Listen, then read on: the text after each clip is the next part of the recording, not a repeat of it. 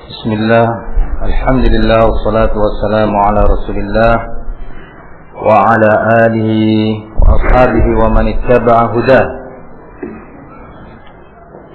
Qala al-muallif wa huwa al-Syeikh Muhammad bin Abdul Wahhab Sulaiman An-Najdi rahimahullah ta'ala. Wa yuqalu aidan Banu Ubaid al-Qaddah alladhina malaku al-Maghrib wa Misr amani Bani al-Abbas kulluhum yashhadun an la ilaha illallah wa anna Muhammadan Rasulullah wa yad'un al-Islam wa yusalluna al-jumu'ata wal jama'ata. فلما أظهروا مخالفة الشريعة في أشياء دون ما نحن فيه أجمع العلماء على كفرهم وقتالهم وأن بلادهم بلاد حرب وغزاهم المسلمون حتى استنقذوا ما بأيديهم من بلدان المسلمين. Maka dijawab juga terhadap mereka, terhadap syubhat mereka yang menyatakan bahwa kami telah mengucapkan la ilaha illallah. Kenapa Anda mengkafirkan kami? Kami beriman kepada Al-Quran. Kenapa Anda menganggap kami kafir? Beda tentunya dengan musyrikin Quraisy. Mereka tidak mau mengucapkan la ilaha illallah, tidak mau beriman kepada Al-Quran, tidak mau beriman kepada Rasul. Kami juga sholat, kami juga saum.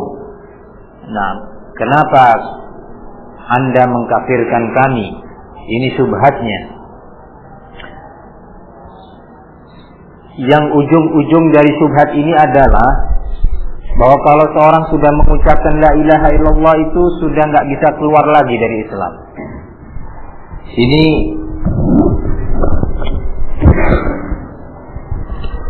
yang mereka mau. Dan kita telah tahu sebagian bantahan terhadap mereka pada pembahasan yang sebelum ini. Lanjutan dari jawabannya adalah Banu Ubaid al-Qaddah, yaitu yang dikenal dengan Al-Ubaidiyun, yang dikenal dengan Al-Ubaidiyun, dikenal pula dengan Al-Fatimiyun, dikenal pula dengan nama Al-Fatimiyun. Kenapa diberi nama atau dikenal dengan Fatimiyun? Karena mereka mengaku mengklaim bahwa mereka keturunan dari Fatimah bintu Muhammad sallallahu alaihi wasallam. Nah, mereka mengklaim bahwa mereka adalah keturunan dari Fatimah, dan itu dusta karena mereka adalah orang-orang yang sebenarnya ada hubungan nasab dengan Yahudi. Ini Al-Fatimiyun. Jadi jangan kemudian nama itu melegalisir sebuah akidah, tidak, walaupun namanya nampak indah. Barakallahu fikum. Dan ini dibantah oleh para ulama dari sisi nasab juga. Mereka adalah orang-orang yang telah menguasai Al-Maghrib. Al-Maghrib itu kalau sekarang daerah Maroko, ya. Aljazair ke arah sana lagi. Ini Al-Maghrib, Al-Maghrib Al-Arabi.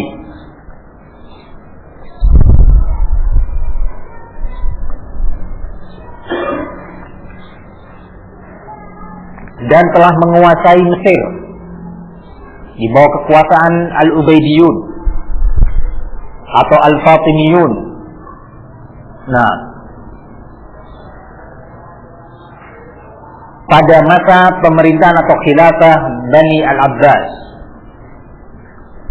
Nah, kulluhum yashhaduna an la ilaha illallah wa anna Muhammadar Rasulullah. Mereka semuanya bersaksi mengucapkan la ilaha illallah.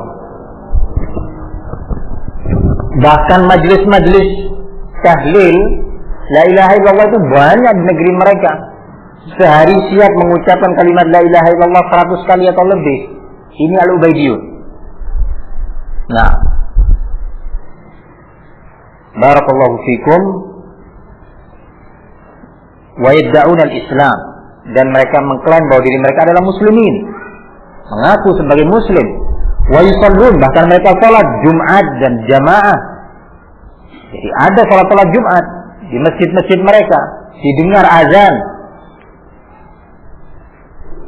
berjamaah juga. Penampilannya pun ya sama, pakai imamah. Ya, jadi jangan lupa sekali lagi kalau menyebut ahlul bid'ah itu jangan dibayangkan mereka kayak Hitler gitu. Enggak. Ya, kayak bajak laut ya, yang pakai penutup mata satu hitam itu. Nah, bukan. Ahlul bid'ah itu menampilkan sosok abid, ahli ibadah. Nah, karena mereka berkeyakinan bahwa itu adalah hak. Nah, pakai imamah, pakai lihya, ya, jenggot, nah, saub. Nah, barakallahu fikum. Falamma azharu mukhalafat asy-syari'ati fi asya' duna ma nahnu fihi.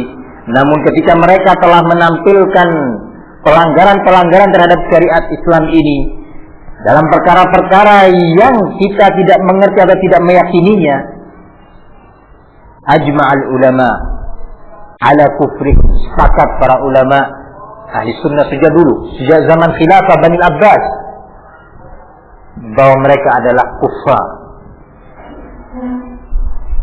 Sepakat pula para ulama untuk memerangi mereka. Akhirnya daerah-daerah kekuasaan Al-Ubaidiyun ini tadi diputusin atau dinilai sebagai biladu harb, negeri yang harus diperangi. Kemudian kaum muslimin pada masa itu memerangi mereka sampai istanqadu, berhasil melepaskan beberapa daerah, merebut beberapa daerah yang telah dikuasai oleh mereka. Diperangi dan banyak yang mati dan mereka pun hancur. Nah, padahal mereka mengucapkan la ilaha illallah. Mereka juga orang-orang yang sehat. Mereka juga bersaum, salat Jumat, salat berjamaah. Tetapi ketika mereka melanggar syariat ini dalam beberapa sisi yang konsekuensinya adalah kekufuran mereka, apa diantaranya? Mereka dengan tegas siang dan malam di atas mimbar-mimbar mereka mencaci maki para sahabat Rasulullah SAW, menuduh Sayyidah Aisyah sebagai pezina atau telah berzina. Nah, dan berkeyakinan bahwa para imam-imam mereka adalah orang-orang yang mengetahui perkara yang gaib, bisa mengatur alam semesta, sehingga ditaati melebihi taatnya mereka kepada Rasulullah sallallahu alaihi wasallam. Ini Al-Ubaidiyun. Sehingga ternyata yang bisa kita ambil kesimpulan dari sini, walaupun telah mengucapkan kalimat la ilaha illallah Muhammad Rasulullah, salat, saum, semua itu tidak menjamin untuk kemudian dia selamat dari kekufuran. Nah, ini kisah tarikh atau sejarah sebagai bentuk bantahan terhadap yang menyatakan bahwa kenapa kami dikafirkan dari kalangan orang-orang sufiyah yang sesat. Nah, yang membolehkan doa kepada selain Allah, yang membolehkan beristighatsah kepada selain Allah, kepada wali-wali, meminta rezeki, memohon keselamatan.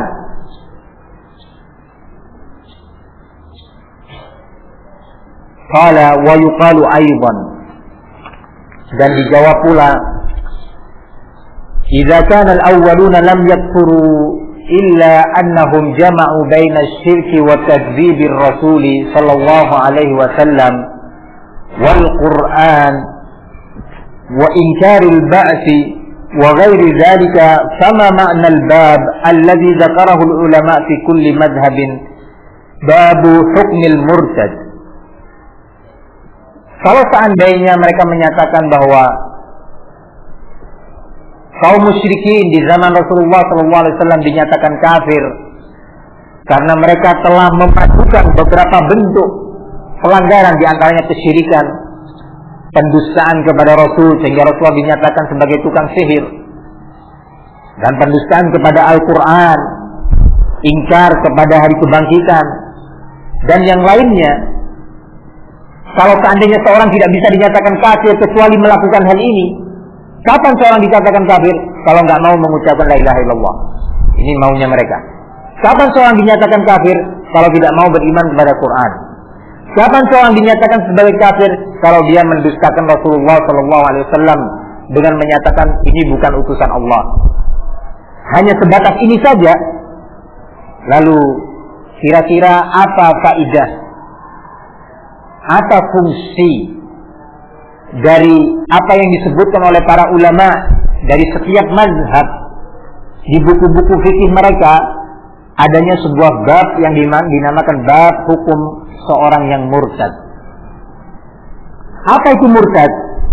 Seorang yang murtad itu apa definisinya? Qala wa huwal muslimu yakfuru ba'da islamihi.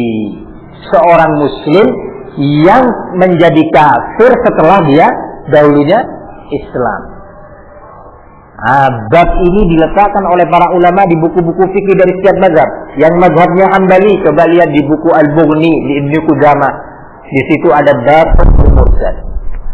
Yang mazhabnya Syafi'i, lihat di buku Al-Majmu' Syarh Al-Muhazzab Imam Nawawi rahimahullah. Di situ ada bab hukum murtad.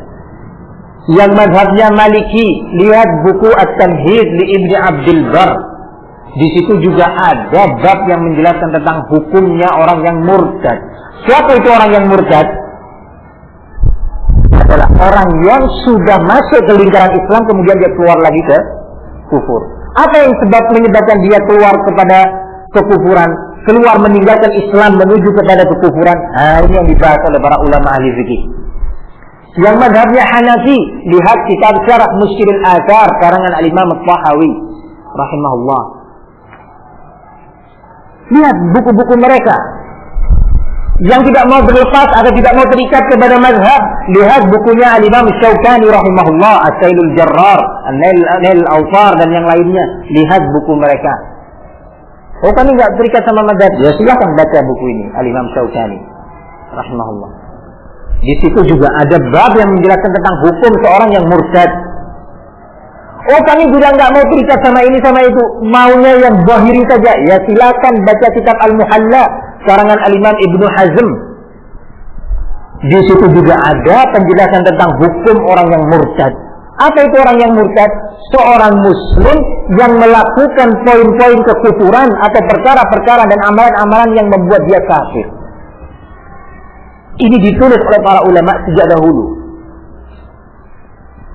Sehingga kira-kira apa fungsinya bab-bab yang tersebut tadi di atas diletakkan oleh para ulama di buku-buku fikih mereka? Kalau seandainya seorang yang telah masuk Islam tidak mungkin lagi menjadi kafir. Bahwa seorang yang telah mengucapkan la ilaha illallah tidak mungkin lagi dia jatuh pada kekufuran. Karena dia sudah sholat, karena dia sudah shaum, karena dia sudah jihad, karena dia sudah mengucapkan la ilaha illallah Muhammad Rasulullah. Bahkan dia bisa menghatamkan Quran sehari semalam. Baca Quran dalam sehari semalam 30 juz. Masa mau dikafirkan? Mari kita lihat secara ilmiah ya, bagaimana para ulama meletakkan pembahasan ini. Kemudian Syekh melanjutkan, "Tsumma dzakaru anwa'an katsira. Kullu naw'in minha yukaffiru wa yahillu damur rajuli wa maluhu hatta innahum dzakaru asya'a yasiratan 'inda man fa'alaha mithla kalimatin yadhkuruha bilisani duna qalbihi aw yadhkuruha 'ala wajhil maz'i wal la'ib di mana mereka para ulama tadi menyebutkan sekian perkara, sekian bentuk amalan, baik amalan lisan maupun amalan anggota badan ataupun amalan hati yang bisa menyebabkan seorang menjadi kafir.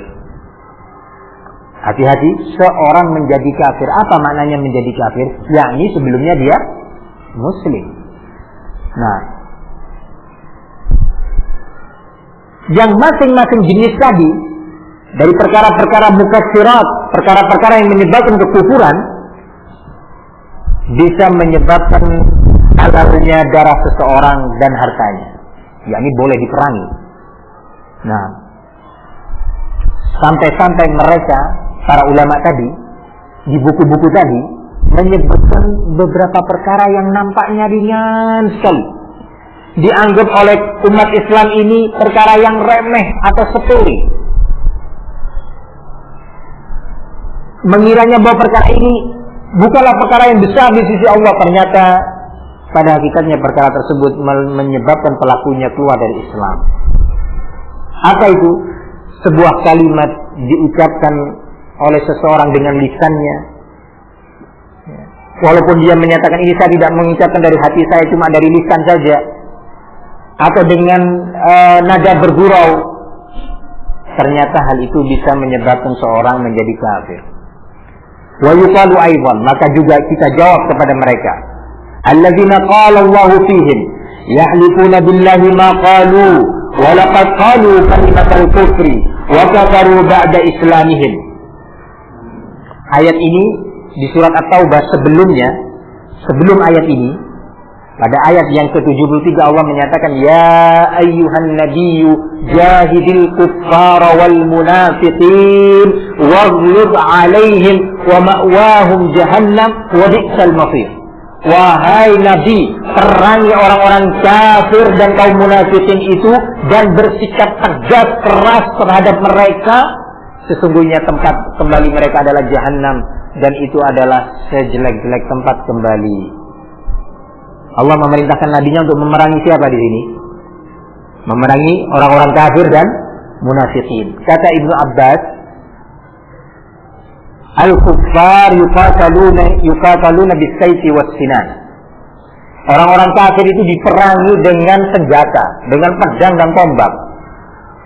Wa ammal munafiqun fayuqatalun bil hujjati wal bayan. Kata Ibnu Abbas, kalau orang-orang munafikin diperanginya bukan dengan itu, tapi dengan hujjah wal bayan. Tadi dijelaskan oleh Ibnu Katsir dan para ulama, tergantung kondisinya. Kadang-kadang orang-orang munafikin pun perlu diperangi dengan as-sayf was-sinan. Siapa orang munafikin itu? Orang mengira munafikin itu kayak modelnya barakallahu fikum kalau orang-orang komunis yang sama sekali tidak beriman. Dikiranya munafikin itu kayak model Fir'aun gitu. Enggak. Siapa itu orang munafikin? Nanti akan dijelaskan. Nah, qala ama sami'ta al-kaffarahum. Apakah Anda tidak mendengar bahwa Allah dalam ayat tadi telah mengkufurkan mereka, telah mengkafirkan mereka? Mana bentuk pendalilannya bahwa Allah mengkafirkan? Coba perhatikan ayat tersebut. Yahlifuna billah, yakni mereka orang-orang munafikin itu bersumpah atas nama Allah bahwa mereka tidak mengucapkan kalimat yang tadi dituduhkan kepada mereka. Walaqad qalu kalimatal kufr, namun pada hakikatnya kata Allah, sungguh mereka telah mengucapkan sebuah kalimat kekufuran. Wa kafaru ba'da islamihim. Coba perhatikan ayat ini. Wa kafaru ba'da islamihim. Dan ternyata mereka telah kafir setelah mereka berislam. Apa yang menyebabkan mereka kafir? Apa karena nggak mau mengucapkan la ilaha illallah? Bukan. Orang munafikin ketika Rasulullah menyatakan ucapan kalimat la ilaha illallah, langsung la ilaha illallah Muhammadur Rasulullah. Dengan tegas, dengan lantang mereka mengucapkan la ilaha illallah. Nah, kita juga mengingatkan mereka bahwa Tidak kemudian setiap yang telah bersaksi dengan la ilaha illallah, telah mengucapkan dengan lisannya kalimatul iman, kemudian dia selamanya bebas dari kekufuran. Tidak.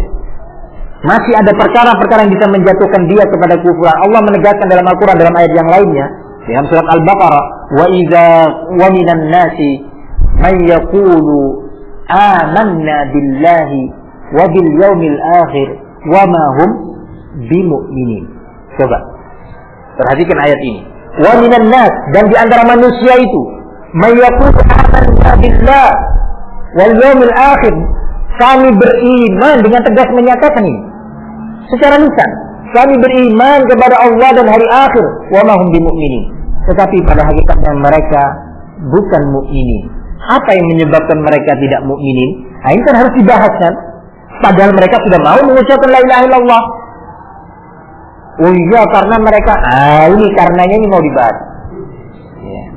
Karenanya ini tadi yang mau diletakkan secara ilmiah dan telah diletakkan pula oleh para ulama dalam pembahasan mereka yang ilmiah. Fahamtum ya ikhwan? Qala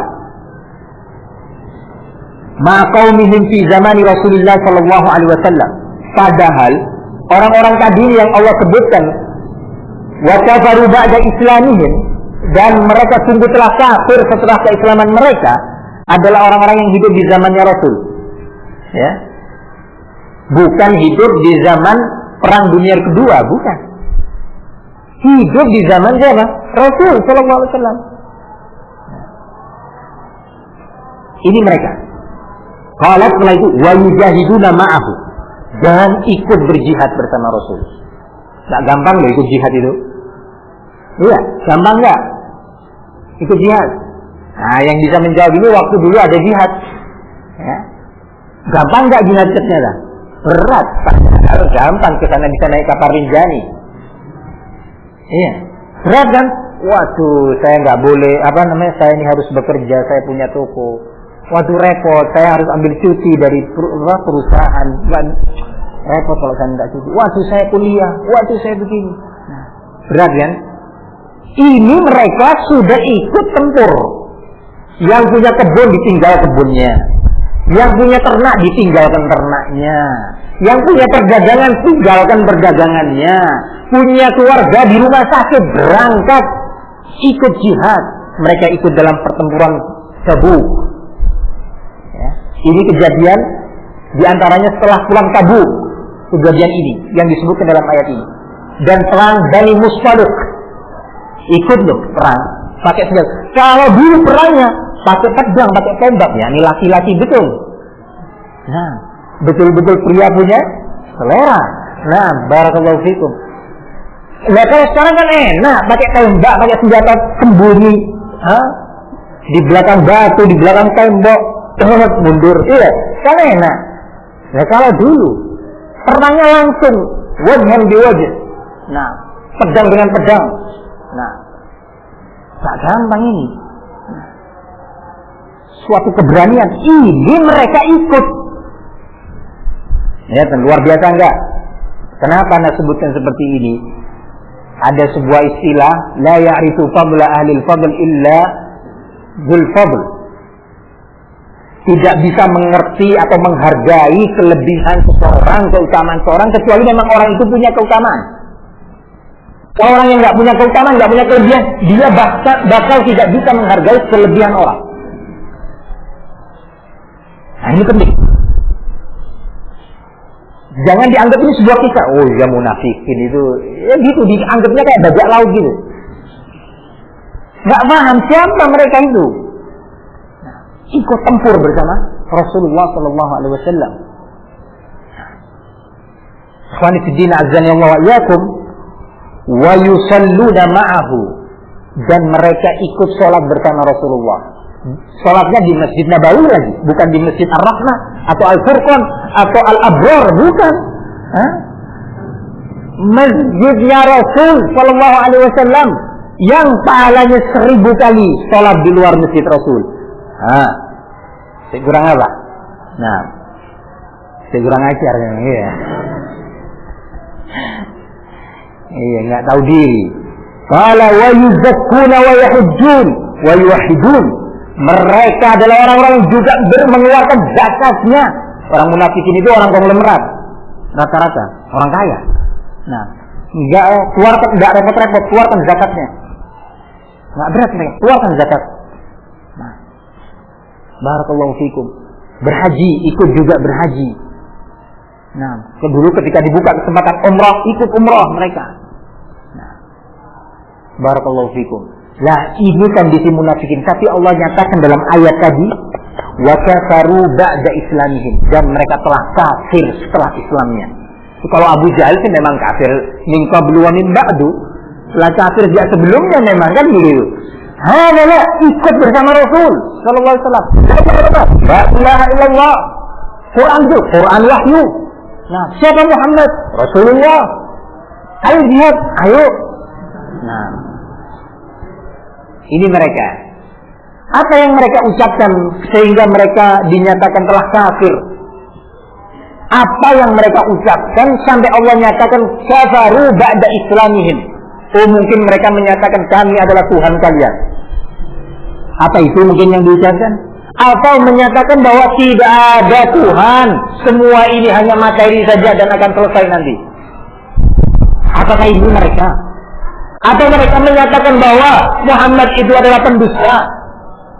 La, yang mereka nyatakan sebuah kalimat yang mereka anggap ringan. Nah, disebutkan oleh para mufassirin di antara ucapan-ucapan mereka adalah Allah abadikan di dalam surat Al-Munafiqun.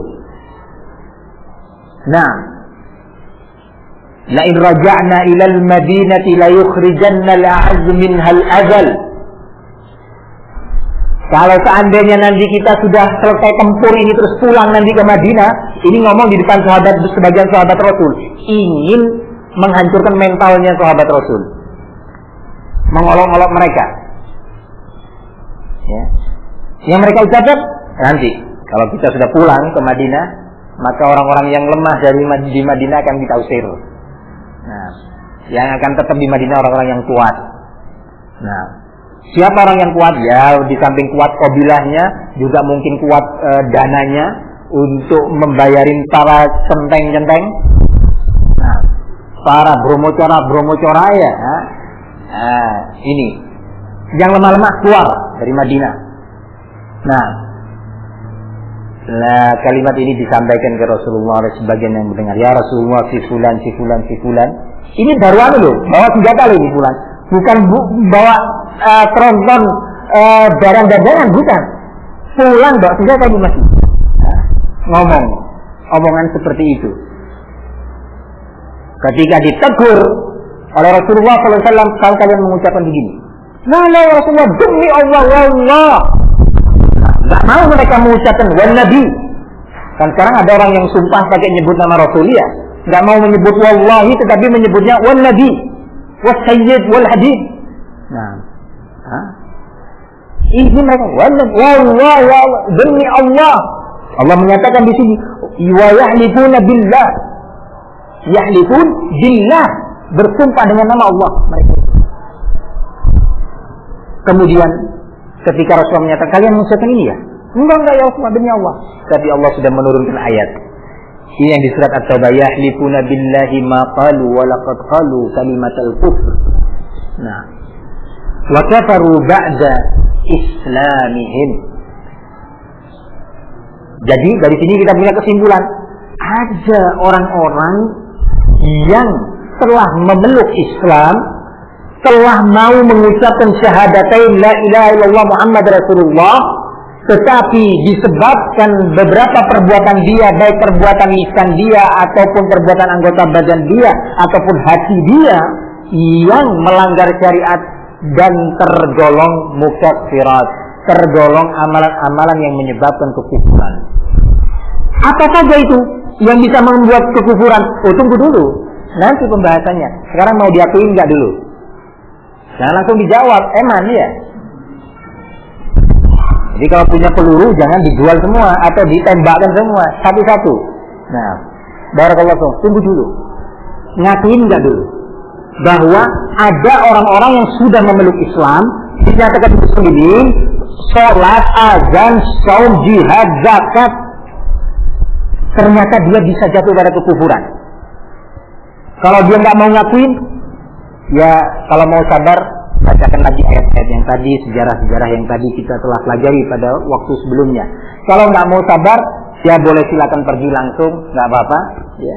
Kalau mau lebih tegas lagi, ambilkan kelompen di tentakan. Nggak apa-apa. Apa boleh Ustaz? Oh nanti kalau mau contohnya dari salafus saleh, ada yang seperti itu. Nah, wah ini kasar Ustaz. Jangan pakai perasaan, pakai ilmu. Kalau pakai perasaan nanti hancur agama ini. Ya. Wong kita dididik oleh Sri Mulat kok. Betul enggak? Kita dididik oleh Aneka Ria Safari. Masih ada enggak itu Aneka Ria Safari? Hah? Dididik oleh siapa lagi? Jojon. Barakallahu fikum. Ini. Jangan dicampur aduk urusan agama dengan perasaan. Anda harus ilmiah. Gimana ilmiahnya? Lihat para sahabat Rasul, orang paling takwa, orang paling takut kepada Allah, orang paling mengerti tentang syariat Islam ini. Nah, barakallahu fikum. Ikhwani fillah azan wa iyyakum. Kemudian muallif menyatakan setelah itu, wa kadzalika alladziina qala Allahu fihim wa la in sa'altahum la yaqulunna inna ma kunna nakhudu wa nal'ab qul abillahi wa ayatihi wa rasulihi kuntum tastahzi'un la ta'tadiru qad kafartum ba'da imanikum in na'fu an ta'ifatin minkum nu'azzib ta'ifatan bi'annahum kanu mujrimin. Dan juga apa yang Allah nyatakan dalam Al-Quran. Nah, ini perhatikan hadis. Kalau seandainya Anda tanyakan kepada mereka, wahai Muhammad, kepada mereka itu tadi yang mengucapkan kalimat-kalimat kekufuran itu, niscaya mereka akan menjawab, oh enggak, kami mengucapkan kalimat ini tadi enggak sengaja, gurau kok. Mosok gurau dimasukkan ke hati, gitu. Maunya gini, masa gurau diambil hati? Jangan. Ini maunya mereka. Sebenarnya kami hanya sekedar main-main kok tadi. Apa yang mereka ucapkan? Diabadikan juga oleh Allah di dalam surat Al-Munafiqun. Mereka menyatakan di antaranya, la tunfiqu ala man 'inda Rasulillah hatta yanfaddu. Jangan diberi infak kepada orang-orang yang ada di sekitar Rasulullah SAW sampai mereka nanti nggak kuat lagi, nggak tahan lagi karena miskin, karena sudah nggak punya apa-apa, nggak ada donatur, ya, akhirnya mereka akan meninggalkan Muhammad. Udah jangan dibantu, biar. Nah, jangan dibantu lagi. Ini kebiasaan konglomerat, kebiasaan para donatur seperti ini. Nah, barakallahu fikum. Akhirnya ucapan ini didengar oleh sahabat Rasul. Dalam riwayat lain disebutkan di antara yang diucapkan oleh mereka, ini terjadi bukan di warung makan ya ceritanya ini, bukan di warteg, bukan. Ya, ceritanya ini sedang jihad. Ngomong lagi mereka, ada yang ngomong.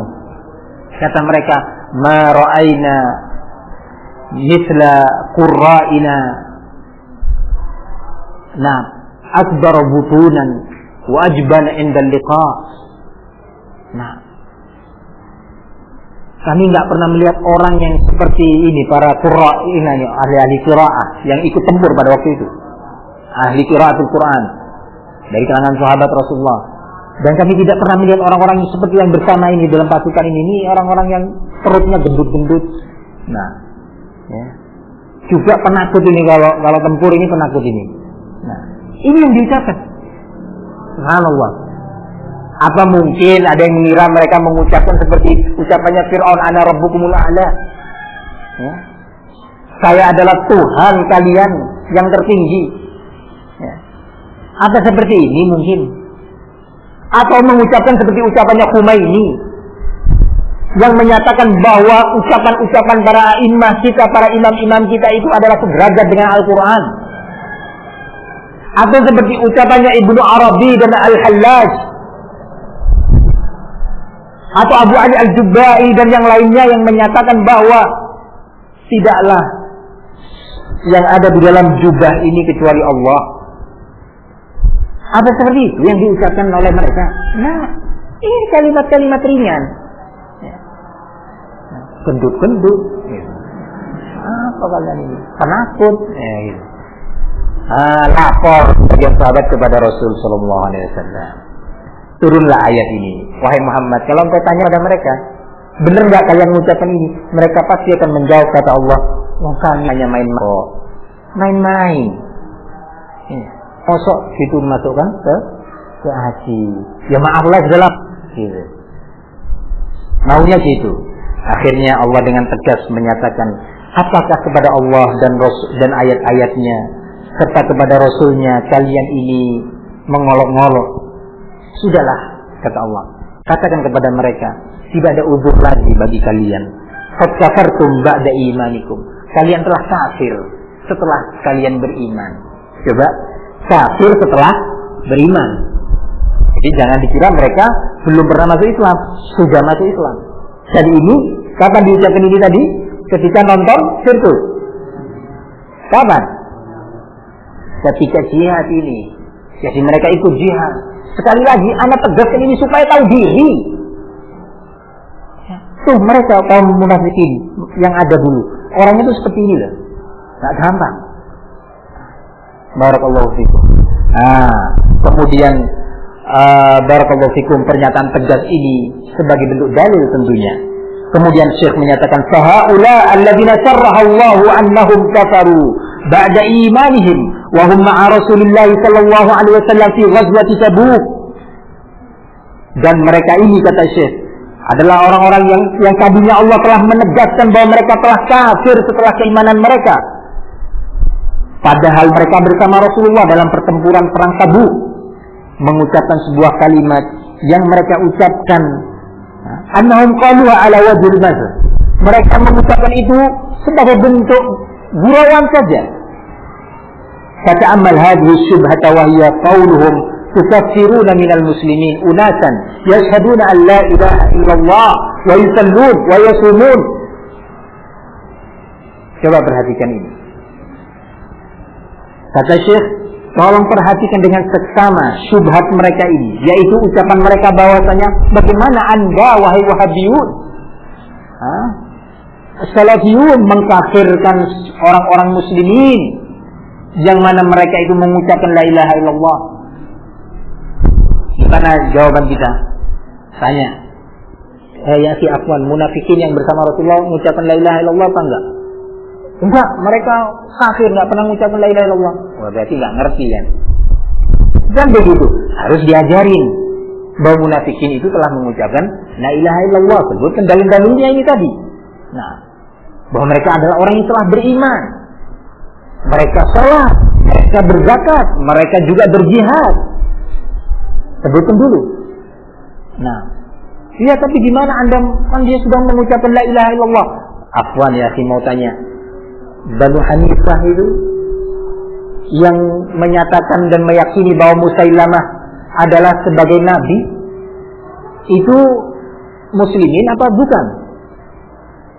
Ya, mereka kafir. Loh, kenapa kafir? Ya karena mereka menyatakan Musailamah sebagai rasul. Loh, jadi mereka nggak beriman pada Quran? Enggak, bohong. Nggak tahu berarti Anda.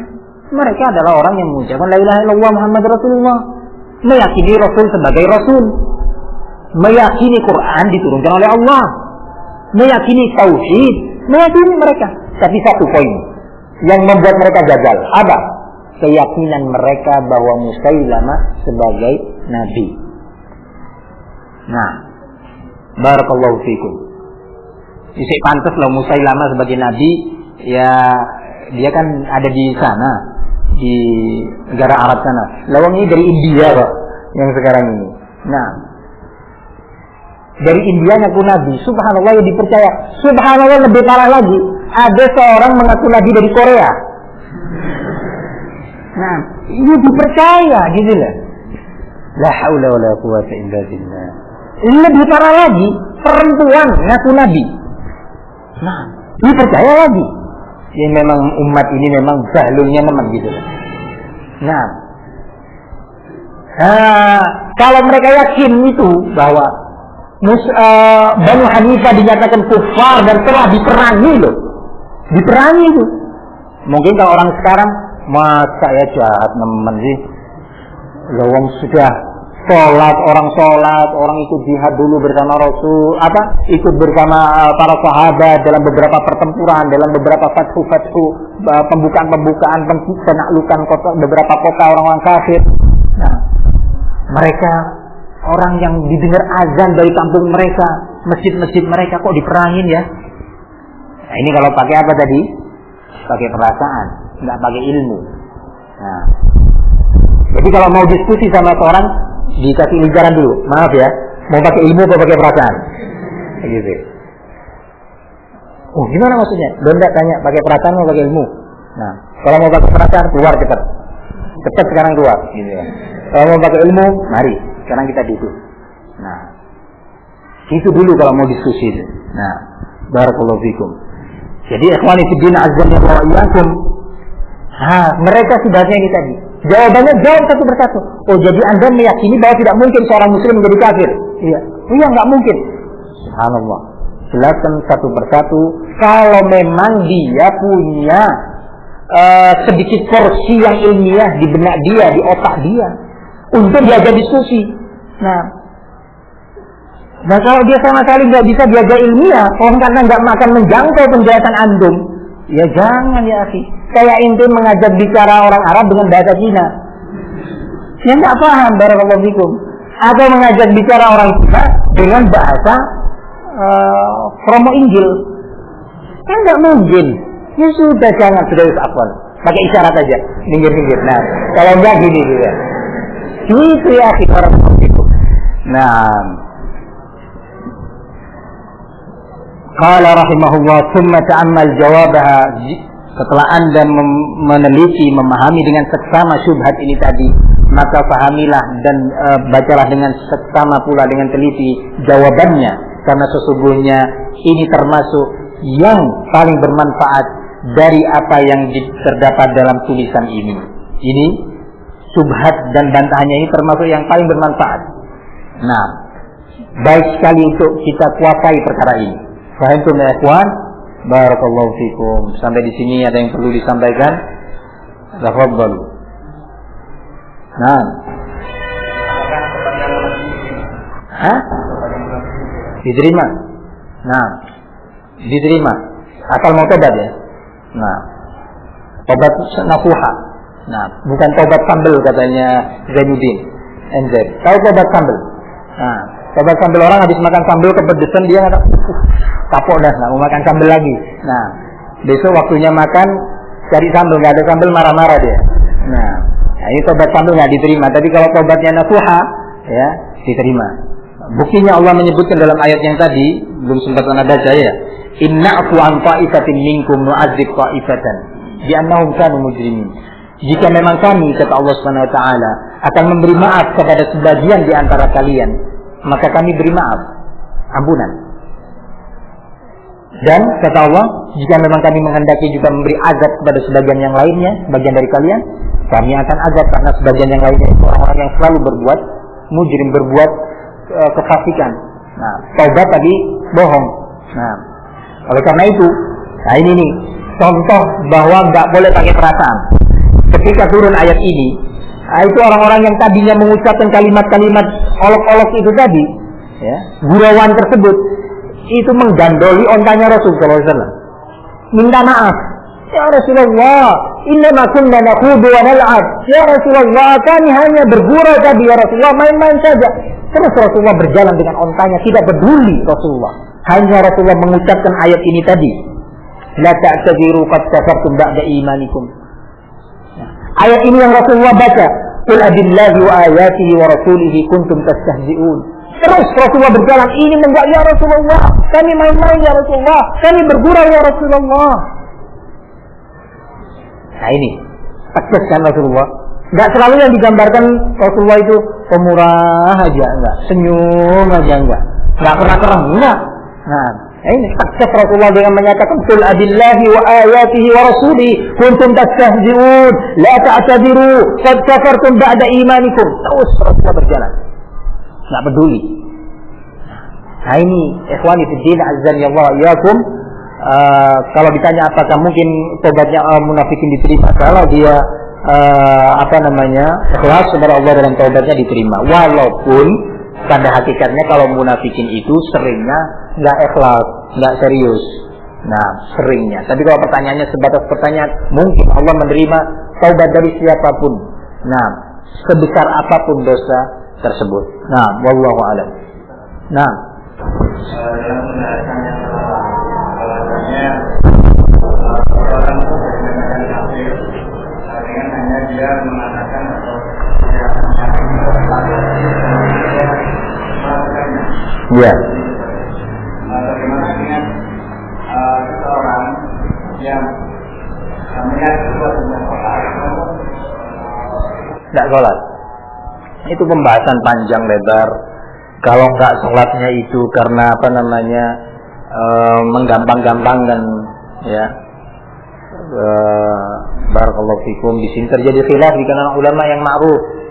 Sebagian ulama menyatakan kafir, ya.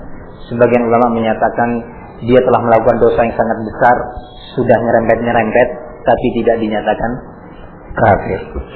Khilaf ma'ruf di kalangan ulama. Nah, dan memang kedua belah pihak sama-sama memiliki adillah yang sangat kuat. Nah,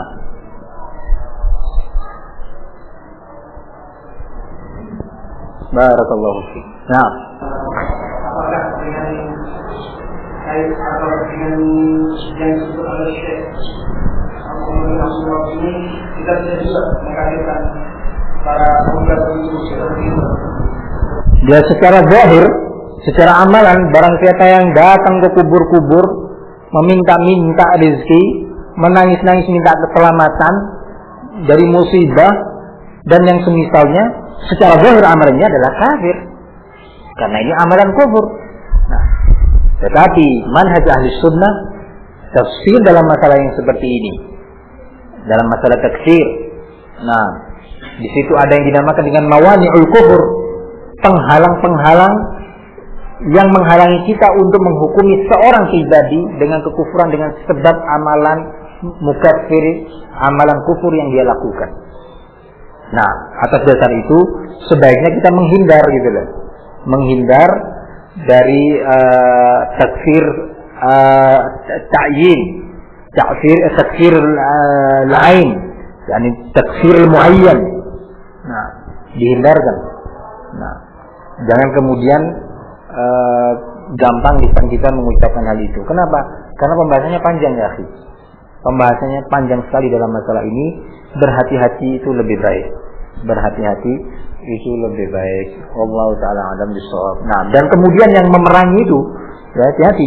Nah, ini mulai soalnya sebelumnya kisahnya perang aja ini. Nah, kan ya. Hati-hati terus nanti sepakat pulang perang gitu. Nah, jangan. Nah, yang memerangi itu waliul amr. Nah, bukan terus masing-masing. Ya. Bukan kemudian masing-masing siap-siap untuk memerangi kubriyun, bukan. Itu dilakukan melalui perintah atau izin waliul amr di bawah perintah dan kepemimpinan mereka. Nah, coba. Bagaimana kalau kita diundang ke Nabi dalam memperingati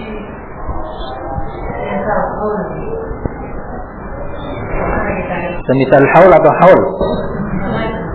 Iya, haul nggak apa-apa. Kita diundang Hadir atau tidak? Nah, nggak boleh hadir.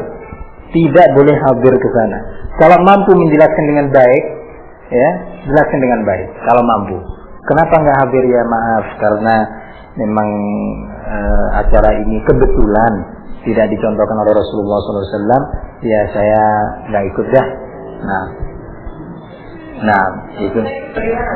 Ya jatuh pada maksiat. Nah, dan itu sebuah amalan yang bid'ah, yang nilainya di atas maksiat besarnya di sisi Allah Subhanahu wa taala. Nah, barakallahu fiik.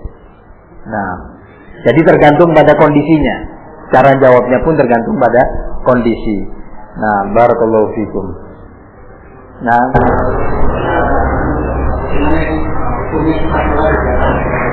hukumnya kita sholat di belakang mereka. Siapa mereka ini?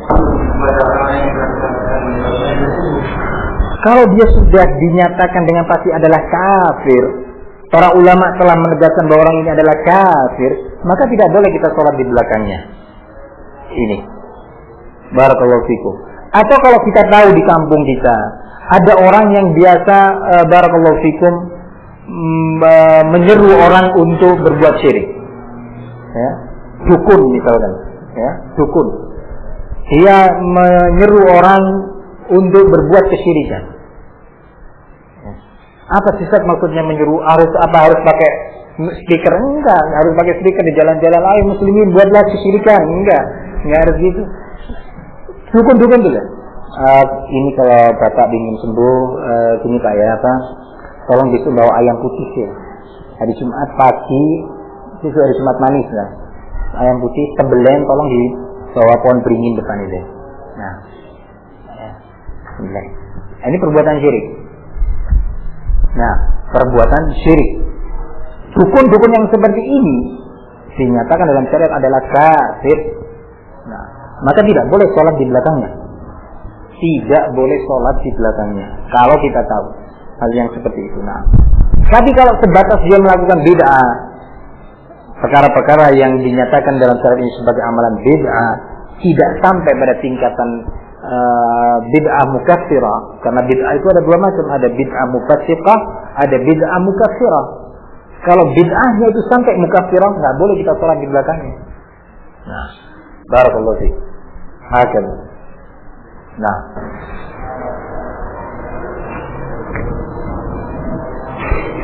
kita sudah tahu kalau kita menghadiri acara perayaan besar kalau orang kafir tidak boleh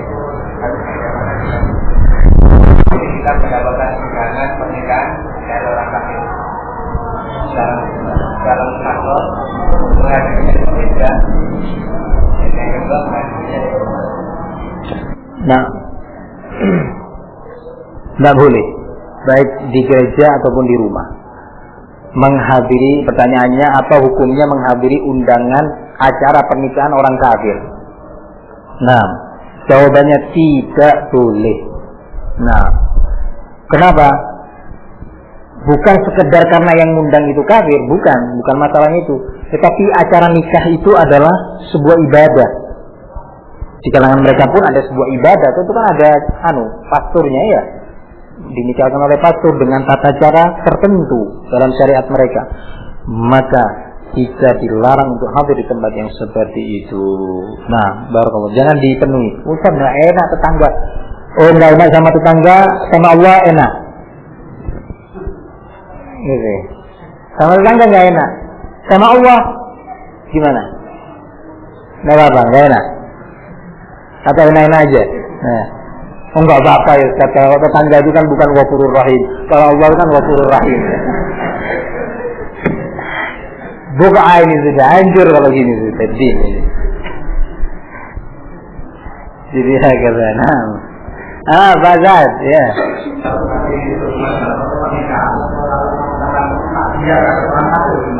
Tidak boleh. Takziah itu ibadah. Nah, takziah itu ibadah.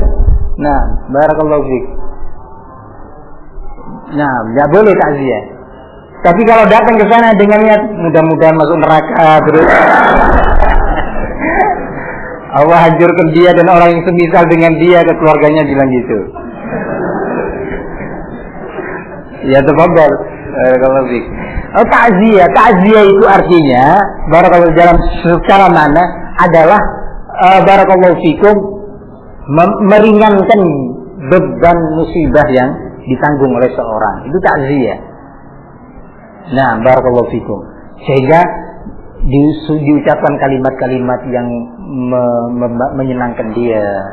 Nah, ini takziah. Dan itu ibadah. Nah, kalau ibadah kepada orang kafir ya nggak boleh. Nah, tidak boleh. Barakallahu fikum. Nah, apalagi mengucapkan inna lillahi wa inna ilaihi raji'un. Waduh, ruwet tambah sudah. Itulah mazhabnya Nur Khalis Majid sama yang lainnya. Amin Rais juga. Loh, kok bisa Ustaz? Loh, Amin Rais hadir acara apa itu? Apa memperingati kematian itu di? Bukan Pasca. Kebaktian ya. Apa cara tebaknya itu? Hah? Nisa. Yang jelas pada acara peringatan kematian mahasiswa Trisakti itu loh. Yang di peristiwa kasus apa itu dibunuh.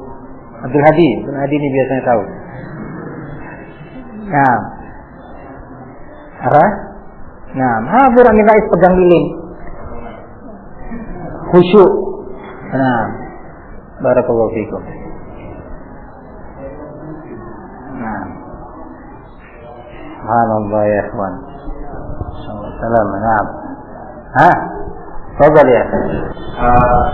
Sebenarnya nanti mengatakan kalau agama itu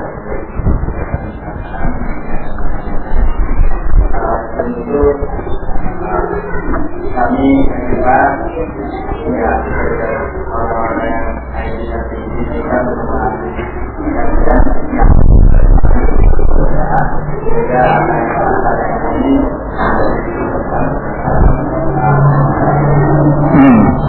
mengenai apabila yang masuk ke dalam dunia yang mana mereka ini yang masuk dari amal-amal yang adalah mereka masjid. Tentunya sebagian kita mungkin semuanya harus kita menyatakan bahwasanya masjid ini identik dengan kita. Beberapa mereka berkata seperti namun tentunya seorang muslim dalam menjalankan kesempatan sholat pokok agar tidak terjadi pada dia.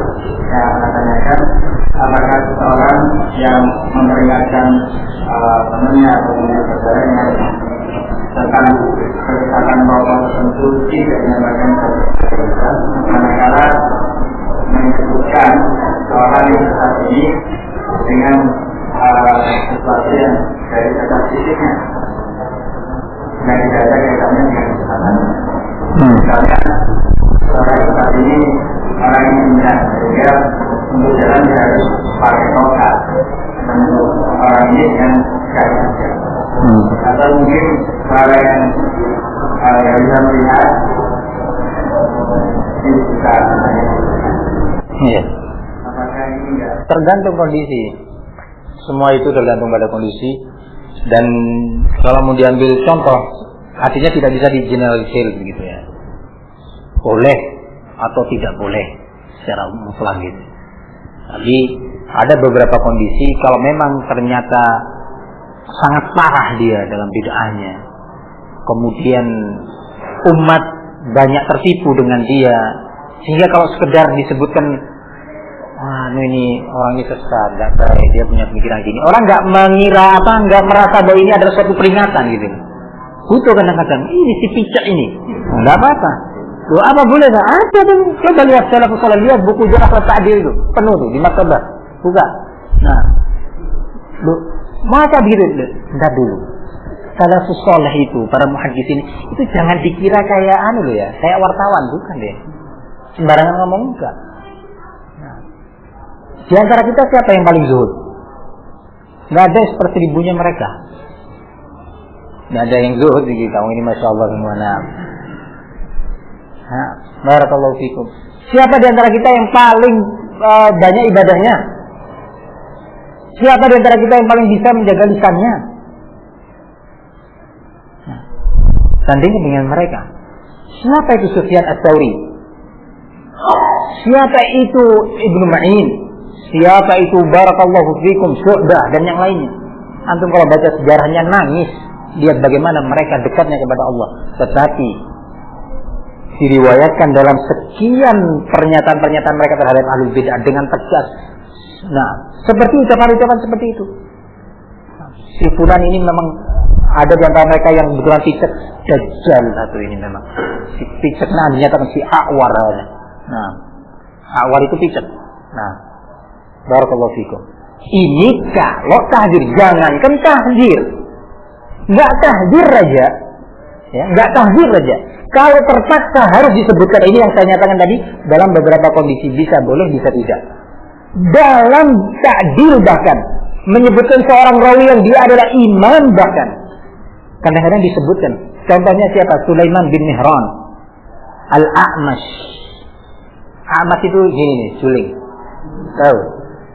Si juling. Sampai sekarang itu jarang di buku-buku hadis riwayat disebutkan an Sulaiman bin Mihran, jarang. Hampir-hampir tidak ada, hampir-hampir tidak ada. Nah, tetapi disebutkan waqala fulan anil A'mash, dari sang juling. Itu maknanya loh. Kalau disebut A'mash nggak paham kan kita. Enak ya namanya Zen, sehingga punya anak tak kasih nama A'mash. Nah, tertarik baca biografinya Imam Sulaiman bin Mihran. Nanti kalau anak punya anak tak kasih nama Al-A'mash. Artinya barakallahu fikum dalam bahasa Ibu Pertiwi, si juling. Nah, lagi kalau tadi disebutkan apa, bertongkat 3. Abdurrahman bin Mul. La, Abdurrahman bin Mul Al-A'raj. Alaysa kadzalik? Bin Hurmuz. Mutaakkid ya akhi. Uridu laka mutabi'an ya Muhammad Nur. Al-A'raj Abdurrahman bin Mulman Abu Utsman An-Nahdi. Naam, Abu Utsman An-Nahdi. Ini Al-A'raj, namanya Abdurrahman dia. Imam lo ini. Apa artinya I'raj? Dengklang. Tahu dengklang? Si dengklang. Nanti keliru pas baca biografinya Imam Abdurrahman bin Hurmuz ini tadi. Barakallahu fikum. Anak kasih nausir ya namanya Al-A'raj. Nah, tak kasih nama Al-A'raj aja dah. Nah, barakallahu fikum. Artinya si dengklang. Jadi barakallahu fikum. Ini padahal bukan tahdir ini. Kenapa disebutkan oleh Al-Imam An-Nawawi rahimahullah beberapa kondisi diperbolehkan menyebutkan aib seseorang, baik aib fisiknya ataupun yang lainnya, jika memang kondisi mengharuskan. Nah, paham dong sekarang? Nah, barakallahu fikum. Sehingga nggak apa-apa kadang-kadang menyebut orang yang picek, ya. Gawang picek nggak bisa baca Quran, nah, terus berbuat syirik, mau ngaku jadi wali, nggak apa-apa. Masa wali pakai celana pendek? Nah, gitu. Kan nggak mungkin. Barakallahu fikum. Jadi nggak apa-apa. Tergantung kondisi. Kondisi orang lawan bicara, kondisi barakallahu fikum bid'ahnya, kondisi orang tersebut yang ditakdir, dan beberapa yang lainnya. Barakallahu fikum. Naam ilahuna sallallahu ala nabiyina Muhammad wa ala alihi wa sahbihi wa sallam walhamdulillahi rabbil alamin.